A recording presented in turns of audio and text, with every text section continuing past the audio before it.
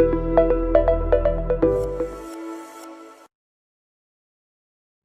mừng quý vị và các bạn đã đến với Tài chính quốc tế cuối tuần, số 23, số khép lại cho tuần từ mùng 5 cho đến 11 tháng 7 và mở ra những lưu ý cho tuần mới từ 12 cho đến 18 tháng 7.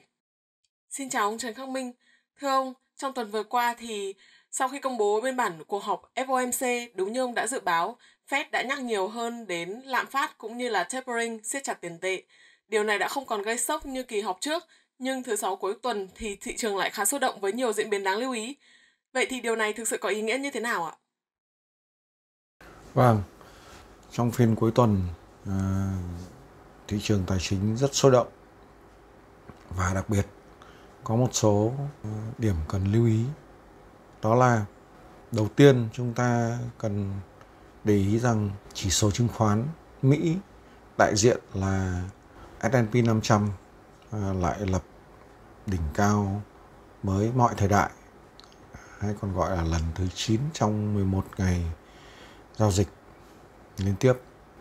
Và cùng với nó, đó là chúng ta thấy rằng trái phiếu 10 năm của chính phủ Mỹ thì lợi tức đã có lúc xuống rất sâu do các ngân hàng, đặc biệt là 4 ngân hàng lớn nhất nước Mỹ mua vào khối lượng trái phiếu rất lớn, làm cho lợi tức trái phiếu tụt sâu.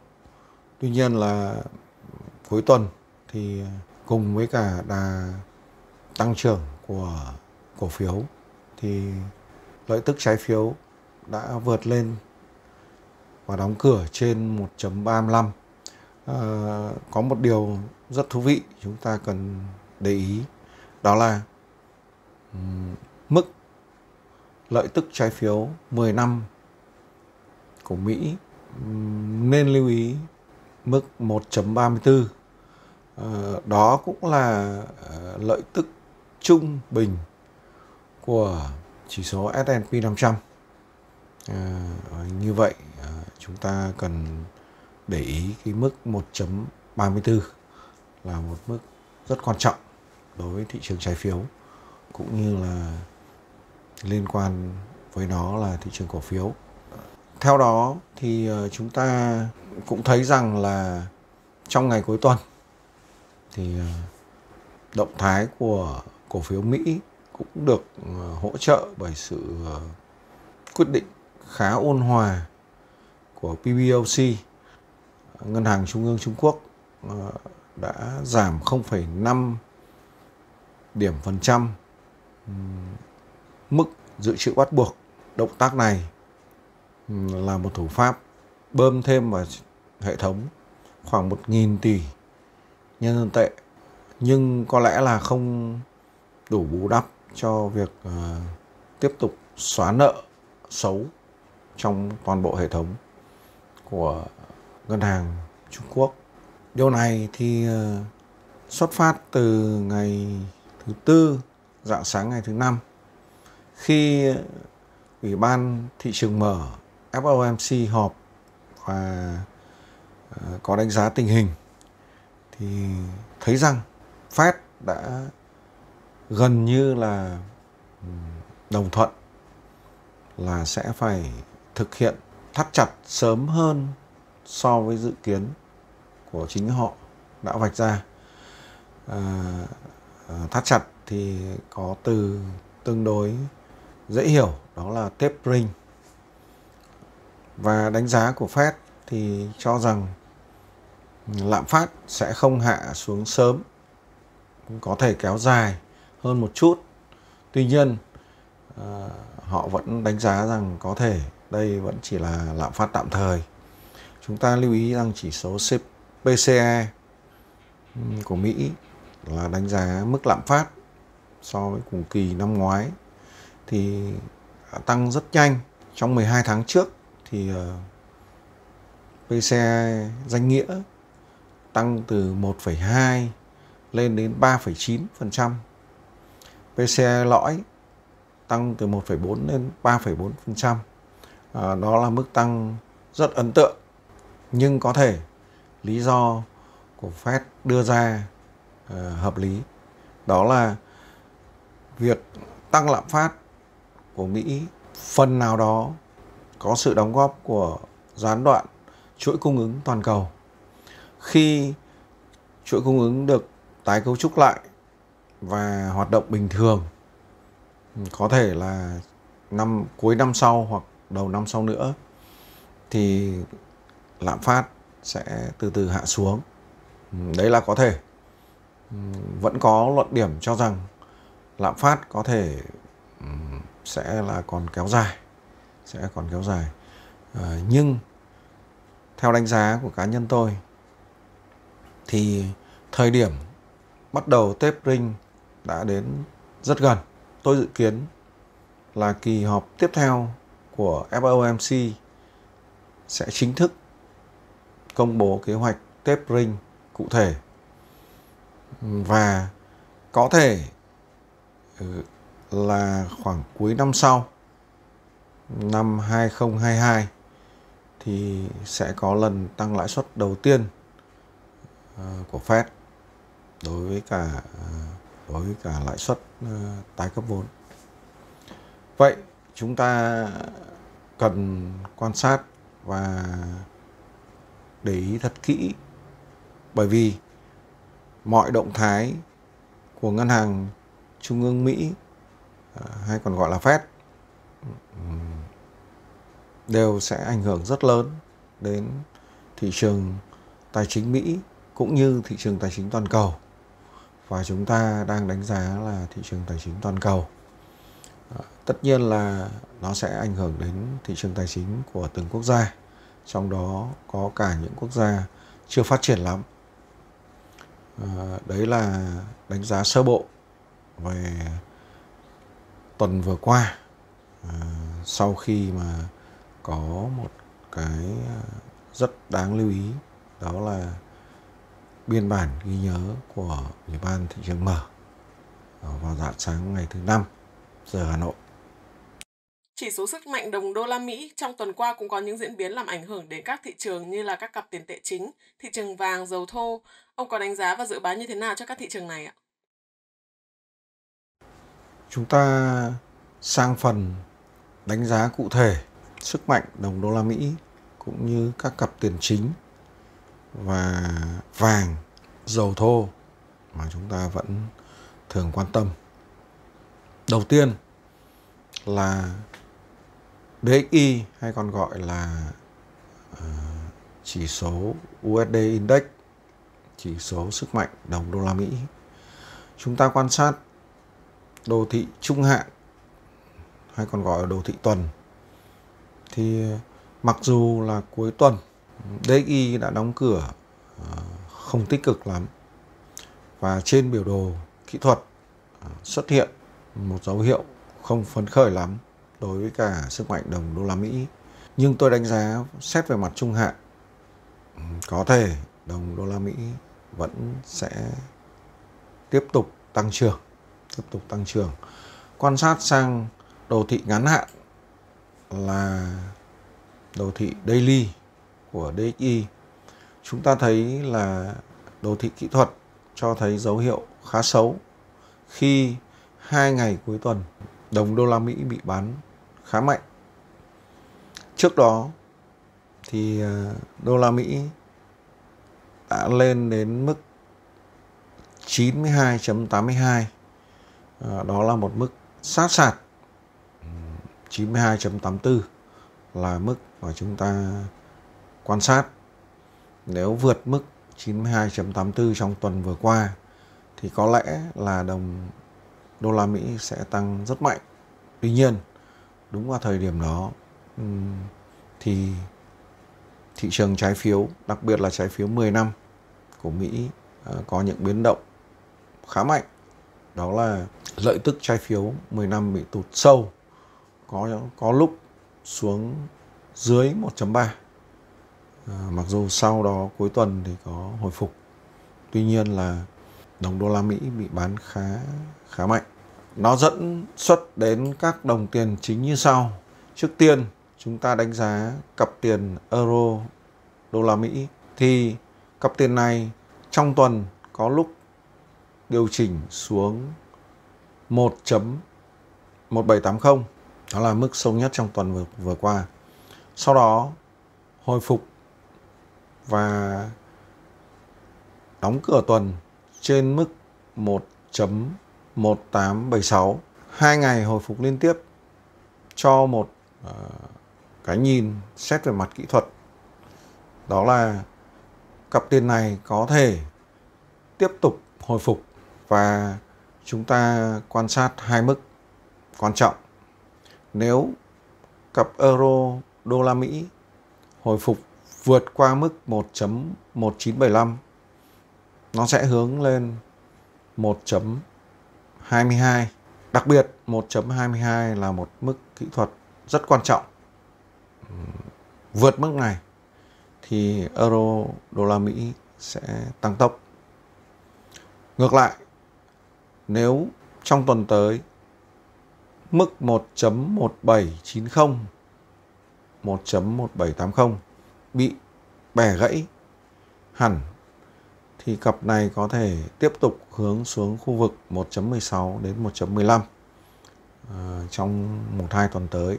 Xin lưu ý, cặp euro đô la Mỹ không những liên quan trực tiếp đến sức mạnh đồng đô la Mỹ, tức là chúng ta cần phải quan sát đồng thời với chỉ số DXY.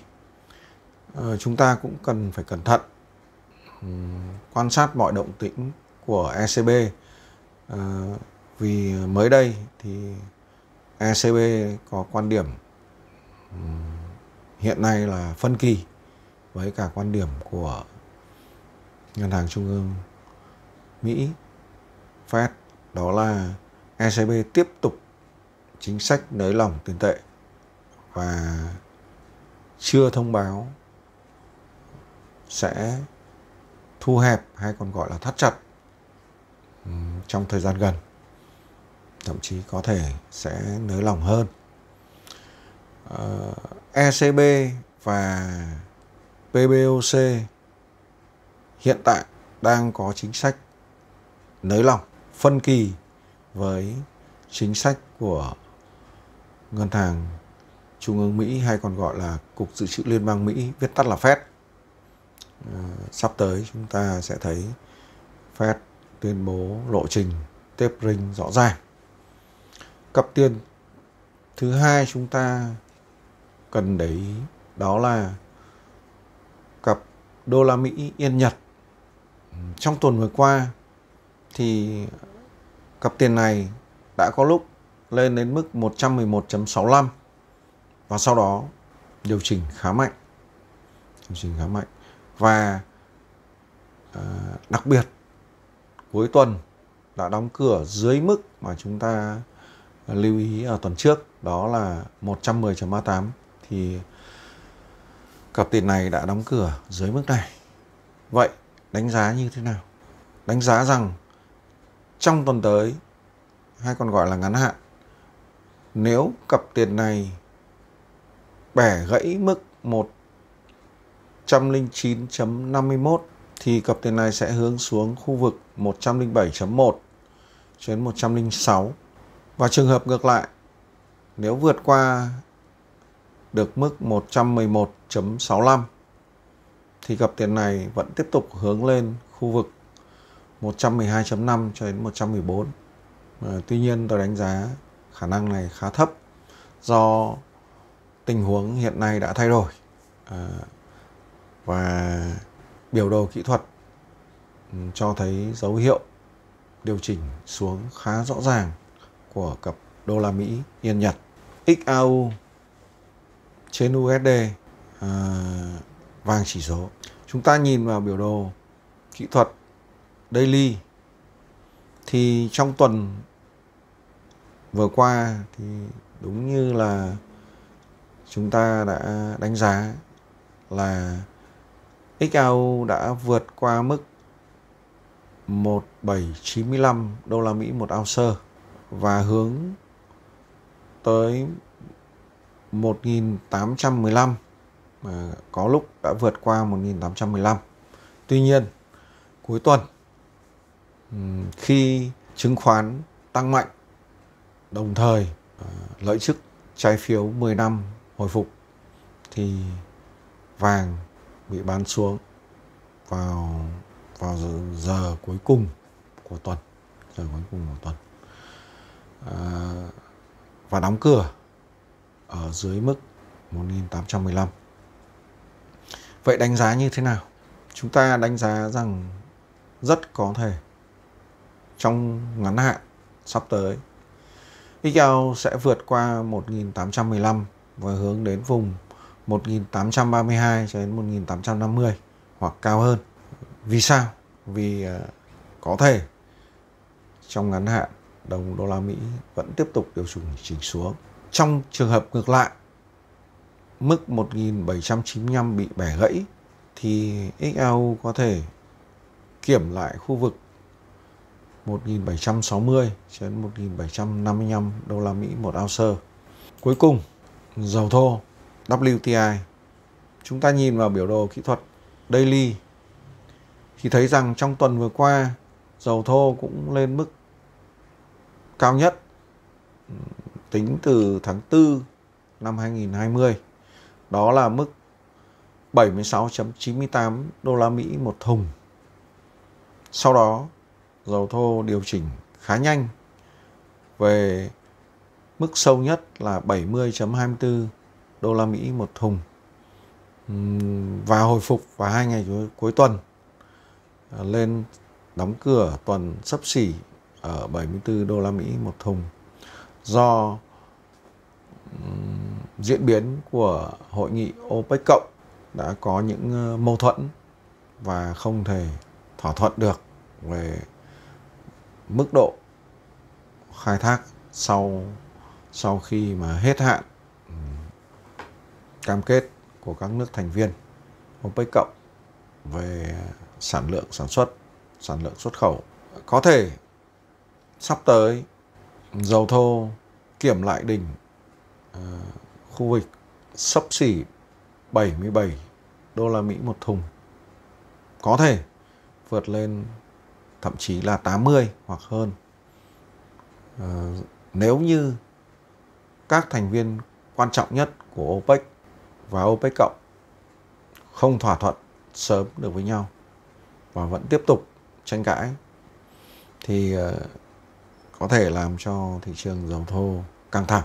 Tuy nhiên, tôi vẫn đánh giá rằng sau khi kiểm đỉnh thì giá dầu thô có thể, tất nhiên là không chắc chắn rồi, bởi vì chúng ta không thể biết được trước tương lai chính xác 100% nó là như thế nào.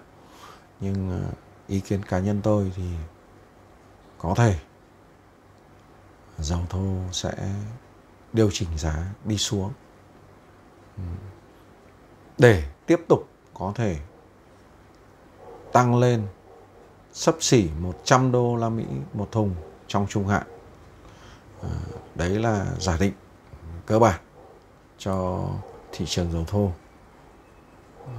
Có thể diễn biến không được như thế, nhưng chúng ta vẫn phải mạnh dạn tính toán, dự báo để có những hiệu quả cao nhất đối với công việc của chúng ta. Xin chào các bạn. Hẹn các bạn vào số tiếp theo. Và ngày mai sẽ là một ngày khác. Vâng, xin cảm ơn ông Trần Khắc Minh đã chia sẻ những đánh giá cũng như những phân tích cùng các quý vị khán giả. Và thưa quý vị và các bạn, tổng kết lại thì chúng ta cần lưu ý rằng thời điểm bắt đầu tapering siết chặt tiền tệ đang tiến tới rất gần. Theo dự kiến của ông Trần Khắc Minh thì kỳ họp tiếp theo của FOMC sẽ chính thức công bố kế hoạch siết chặt tiền tệ. Chúng ta cần để ý kỹ bởi mọi động thái của Ngân hàng Trung ương Mỹ, Fed sẽ ảnh hưởng đến thị trường tài chính Mỹ cũng như là ảnh hưởng đến thị trường tài chính toàn cầu, lên đến cả những nước đang phát triển. Và tuần này chúng ta sẽ cùng chờ đợi công bố các số liệu thống kê vĩ mô quan trọng từ Đức, Mỹ, Úc, Trung Quốc, New Zealand, Anh, cũng như là kết quả cuộc họp các ngân hàng trung ương của New Zealand, Nhật Bản và Canada về các vấn đề chính sách tiền tệ.